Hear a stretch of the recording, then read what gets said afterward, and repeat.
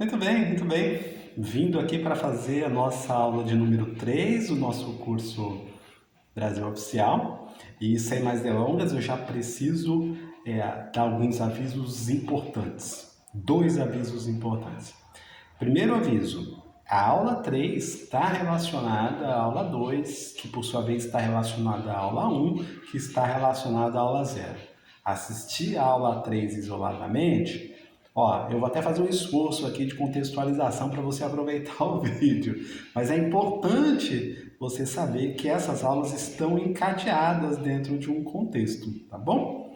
Segundo aviso, aqui na descrição você vai encontrar o grupo no WhatsApp do curso Brasil Oficial, onde você encontra ou solicita, né, melhor dizendo, os materiais para vocês fazerem as leituras e ganharem autonomia na aula. Eu já disse aqui na aula passada, mas acho que é importante reforçar, eu quero vocês longe daqui, eu quero vocês estudando, quero vocês construindo os cadernos de vocês, eu quero vocês com autonomia, tá bom? Agora, é preciso dar uma limpada, né, no nosso caminho. Muita coisa aparece nas redes sociais e nem tudo é oficial. Daí a importância, daí a gente ter escolhido o nome Brasil Oficial para o curso, tá bom? Hoje eu quero falar sobre a prova de língua portuguesa da primeira fase. É uma das 8 bancas examinadoras da primeira fase. Você achou que fosse uma banca examinadora só, né? Pois é, não. São pelo menos 8 bancas examinadoras na primeira fase do concurso, claro, uma para cada uma das disciplinas.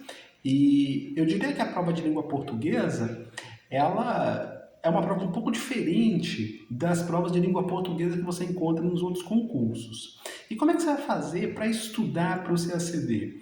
Se você não quiser acompanhar ou usar os meus cadernos, que eu acho que eles estão adequados para a prova, mas eventualmente você pode ter materiais melhores, inclusive há professores no mercado e eventualmente você pode ter feito algum curso e já ter adquirido, né? E o meu é gratuito, eu não estou nem cobrando, até porque a gente é da Escola Diplomática Periférica.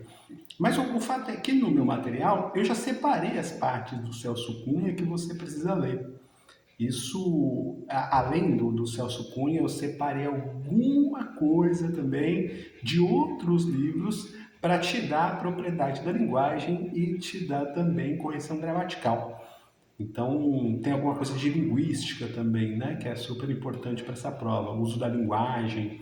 Enfim, tem um material para a primeira fase. O mais importante é você saber que essa prova de língua portuguesa tem 11 questões. Dentro do nosso objetivo de somar 55 pontos, vamos combinar que a prova de língua portuguesa preenche boa parte desses 55 pontos, né? Claro, não estou dizendo aqui que a gente vai gabaritar a prova. Pode ser que gabarite, mas não estou dizendo isso. Estou dizendo que é uma oportunidade de usar a língua portuguesa, até porque a gente vai usar ela na segunda fase também, né? Claro que numa outra abordagem, mas a gente vai usar a correção gramatical mais de uma vez. Então, eu creio que língua portuguesa seria uma matéria interessante caso você faça a opção por estudar 5 ou 6 das 8 matérias do concurso. Se você não sabe do que eu estou falando, de escolher as matérias e dos 55 pontos, eu vou pedir para você voltar no vídeo 2, no vídeo 1 também, tá bom? Então, língua portuguesa é uma boa escolha.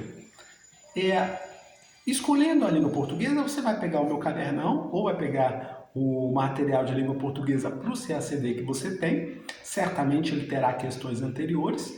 Você vai pegar esses conteúdos e você vai passá-los para o Anki. Ah, mas o que você vai passar exatamente para o Anki? Você vai passar para o Anki o uso da língua.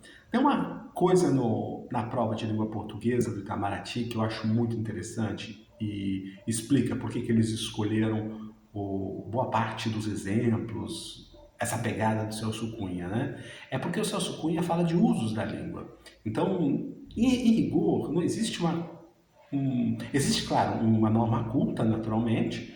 Agora, não existe um certo e um errado. Existe um adequado e um não adequado uso da língua, né? E o Celso Cunha mostra como a língua é utilizada, então você precisa ter essa habilidade. Então, se você pega os exemplos que o Celso Cunha usa e coloca no Anki, você vai se familiarizando com as possibilidades da língua. Então, exemplos do livro do Celso Cunha e Anki, tá bom? E mais para frente a gente vai colocar questões de concurso para fazer, mas para se adequar em termos de produtividade, até porque tem muita coisa para fazer, a prova de língua portuguesa eu pegaria os exemplos do Anki e colocar os exemplos do Celso Cunha e colocaria no Anki. Não a teoria, colocaria os exemplos, tá bom? Teoria não precisa não, porque a prova de língua portuguesa não vai perguntar sobre a teoria da gramática, né? Vai perguntar sobre o uso, a aplicação, né? Então é importante você estar familiarizado. É claro, né, que você vai estudar a teoria, é para você entender como aqueles exemplos, por que aqueles exemplos estão ali, tá bom? Aí, eventualmente, você coloca alguma coisa ou outra no Anki. O importante é que a gente vai estudar por tanto tempo para o concurso que você precisa ter esse mecanismo de revisão. Então, não abra mão, seja do Anki ou de um outro aplicativo, Notion, enfim, um caderno onde você possa fazer as revisões, tá bom? Então, de língua portuguesa, você resolve aí com esse padrãozinho de Celso Cunha e Anki. Volto a insistir, se você precisar do meu material, você entra no grupo e faz a solicitação. É claro, eu ofereço gratuitamente o material, não tenho interesse em ganhar, porque eu acho que a gente precisa, na verdade, promover pretos, promover mulheres, promover indígenas na diplomacia, né? Não é pelo dinheiro. Mas se você eventualmente quiser fazer o Pix colaborativo para a EDIP, eu vou ficar bastante satisfeito, muito agradecido, tá bom? Bem, prova de política internacional. Prova de política internacional você vai encontrar lá 9 questões. Tudo bem. Dessas 9 questões, há todo um percurso por todo o edital. Então, a prova de política internacional da primeira fase, ela percorre boa parte do edital de política internacional. É um conteúdo que eu acho que compensa estudar todo ele, né? Eu acho. Uma forma de você estudar todo o conteúdo de política internacional é, claro, os cursos especializados. Eu acho que há cursos bons no mercado, não vou citar nomes aqui, mas há bons cursos no mercado, porque nós temos bons professores de política internacional. Mas, eventualmente, você não vai gastar grana, você pode ser um pesquisador, né? Então, você pode usar o site do Ministério das Relações Exteriores, abrir a aba Notas à Imprensa e fazer uma seleção das notas à imprensa para te contextualizar em quais são os assuntos mais importantes que você deve se aprofundar. O site, ele também, além de sinalizar para os temas mais importantes da agenda, ele também sinaliza para a posição oficial no Brasil. Como a gente está no curso Brasil Oficial, eu sugeriria que você desse uma atenção especial à agenda, ou uma atenção especial à posição oficial do Brasil.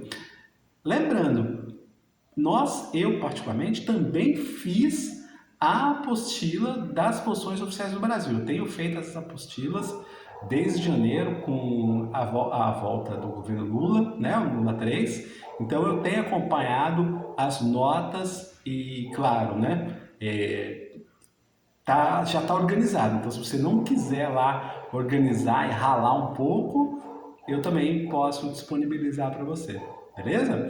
É claro que as notas não cobrem todo o conteúdo de política internacional, mas se você pensa, por exemplo, na nossa segunda opção de estratégia, das notas das questões fáceis e médias, você ganha muito tempo em estudar as notas e alguma outra parte ali do site, sabe? E não tem a pretensão de gabaritar a política internacional, tem a pretensão de ir bem, mas o fato é que você tem um custo de oportunidade. Aí, ou seja, o que você poderia estar fazendo em vez de se matando aí para achar pelo em ovo de política internacional? Você podia estar acertando seu vocabulário de inglês, você podia estar acertando, atualizando suas leituras de história, não poderia?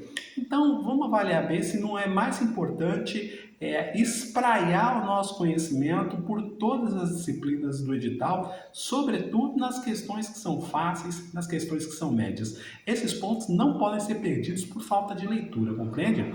Questões difíceis, cota da banca, a gente já não vai contar com elas mesmas. As questões médias e fáceis depende de você. Beleza? Economia. Economia, volto a insistir, eu também tenho caderno de economia, eu tenho caderno de todas as matérias, para quem não sabe, eu estudo para esse concurso há 8 anos e montei também os capítulos de cada uma das partes de economia para você estudar. Não são cadernos pequenos, naturalmente, mas a economia tem uma especificidade, né? Porque a banca é um pouco maior. Por que a banca é um pouco maior? Porque tem áreas muito distintas entre si da economia. Quando você fala em teoria econômica, você está falando na nossa prova de macroeconomia, de microeconomia, de economia brasileira, de economia internacional. E cada uma delas usa referências bibliográficas distintas. E aí eu preparei isso no cadernão. Novamente, fazer o jogo do cadernão Anki, né? Você vai pegar o conteúdo importante no caderno e vai passar para o Anki. O que eu pegaria de economia? Lembra? Lá no Celso Cunha, em português, eu pegaria os exemplos, lembra? Na prova de política internacional, eu pegaria as posições oficiais do Brasil, para jogar no Anki. E economia? A economia eu responderia duas perguntas. Economia eu colocaria o conceito, então o que é, né? O que você está estudando, tem um conceito, teoria econômica é baseada em conceito, e para que serve? Para que serve é a aplicação daquilo, né? Para que serve aquele conceito? Então, acho que essas são duas informações que dão condições de você acertar questões fáceis e médias. Conceito e aplicação. Beleza? Maravilhoso. História do Brasil, César. História do Brasil tem uma especificidade porque esse conteúdo, para além de HB, ele vem com uma ênfase de história da política exterior brasileira, né? A famosa HPEP. Eu também preparei caderno para vocês. Há quem diga que esses cadernos são ouro, né? Na mão de periféricos e eu disponibilizei, organizei. Não é para me achar, não. Quem me conhece sabe que eu não tenho esse tipo de apego. Mas é porque eu realmente acredito que a gente precisa de um novo perfil na diplomacia periférica. Então, se você está me dando crédito em me assistir, é porque você faz parte desse grupo de pretos, de mulheres, de indígenas, de baixa renda. Então, você tem o nosso apoio. Nós somos uma rede colaborativa, tá bom? O que você faria na prova de História do Brasil? Pegaria os meus cadernos também e iria, como eu disse na aula passada, atrás dos nomes, atrás das datas e atrás dos fatos históricos, beleza? Nomes, datas e fatos históricos. Cronologia, muito bom para isso, né? Tem cronologia no livro do Wallace Fausto, tem cronologia do Eugênio Vargas Garcia, então é legal de utilizar. Agora, além das cronologias, o que você pode usar de importante dentro da prova de História do Brasil? O manual, aliás, os textos que estão no cadernão, mas se você precisar ler um material com mais detalhe, porque eu separei os capítulos, pega o manual do candidato do professor João Daniel. Claro, não cobre matéria, não estou dizendo isso, mas se você quiser se ater a algum material, eu indicaria o material do João Daniel. Claro, se você precisar, porque eu mesmo pegaria o cadernão e partiria para incluir nos conteúdos do Anki, tá bom? Nomes, datas e fatos históricos. César, e direito? Direito também tem cadernão? Direito também tem cadernão. O que eu pegaria? Letra da lei, eu acho que para a primeira fase, letra da lei é uma boa coisa de cadernão. É claro que é um mundo de coisas, né? Então não dá para a gente colocar tudo no Anki, seria muita coisa mesmo. Mas fazer uma seleção dos principais temas atinentes às relações internacionais, atinentes ao direito internacional, atinentes à política externa brasileira, acho que seria oportuno para a gente colocar no Anki, tá bom? Realmente letra da lei, e aí você vai copiar e colar mesmo, beleza?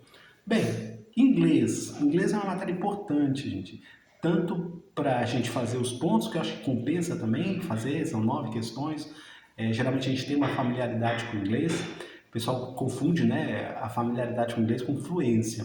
A prova não te pede fluência, fique tranquilo. Mas a familiaridade é importante. Você vai precisar de correção gramatical e propriedade da linguagem. Então a gente também tem o cadernão e você vai alimentar o Anki por meio desses quesitos, né? Correção gramatical e propriedade da linguagem. E mais adiante a gente vai começar a fazer listas de vocabulário também. Agora, veja bem, você está estudando inglês para uma prova muito específica, não é nem inglês para diplomacia, é o inglês para a primeira fase. Tenha isso claro, tá bom? Inglês para a primeira fase, vão ter lá 3 a 4 textos, vão exigir para você interpretação de texto. Então é muito importante você se familiarizar com o uso da linguagem em língua inglesa também. Beleza? Acho que eu me esqueci de falar. Geografia por fim. Como é que você estuda geografia, hein? Pois é, eu já sugeriria aqui, com muita modéstia, muita humildade, até para você ganhar tempo, o nosso cadernão de geografia. E aí você estudando o caderno de geografia, você coloca no Anki tudo que no caderno estiver localizado no mapa. Tudo que tiver localização no mapa, ou seja, tudo que tiver, eu ia dizer cartografado, mas não precisa estar cartografado, mas precisa estar definido. Tudo acontece em um espaço geográfico, entende? Então, tudo que você puder identificar nos textos de geografia que acontece no espaço geográfico é informação útil para a sua prova. Muito bem, gostou da aula de hoje? Feliz demais, fico feliz. Tomara que você tenha gostado, comenta aqui para eu saber.